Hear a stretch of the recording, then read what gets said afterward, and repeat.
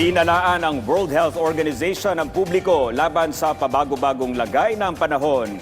Ito kasi ang dahilan ng paglaganap ng ubo at sipon. Yan ang ulat ni Noel Talakay. Karga-karga pa ni Madeline ang kanyang 4 na buwang gulang na lalaking anak. Hindi alintana ang pagod at siksikan sa pila, makakuha lang ng gamot at vitamins para sa kanyang supling. Hingi po ako ng cetirizine tsaka vitamins para sa baby ko. Kwento niya, 3 araw nang may ubo at sipon ang kanyang anak. Hinala niya dahil ito sa lamig ng panahon na dulot ng panahon ng tag-ulan.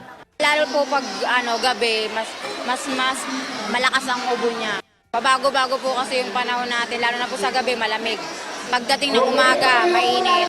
Ayon sa pag-aaral ng World Health Organization, ang pagtaas ng antas ng humidity ay maaari magdulot ng mga issue sa respiratory at pabago-bago ng temperatura ay maaring humina ang immune system ng isang tao dahilan para magkaroon ng ubo at sipon. Sang-ayon naman dito ang Department of Health sa isang pahayag, sinabi ni Health Assistant Secretary Albert Domingo na i-irritate ang lining ng lalamunan at ilong ng tao sa pabago-bago ng temperatura o panahon. Sa Barangay Santo Tomas ng Pasig City, isang organisasyon ang namahagi ng mga gamot para sa ubo at sipon kasama na ang mga bitamina.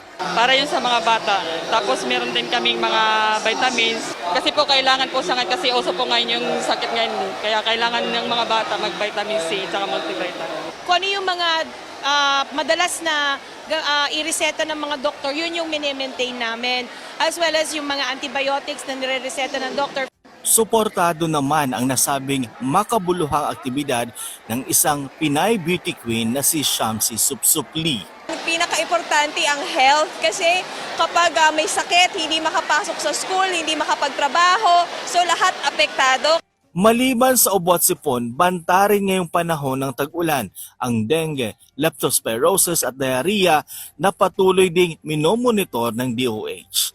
Noel Talakay para sa Pambansang TV sa Bagong Pilipinas.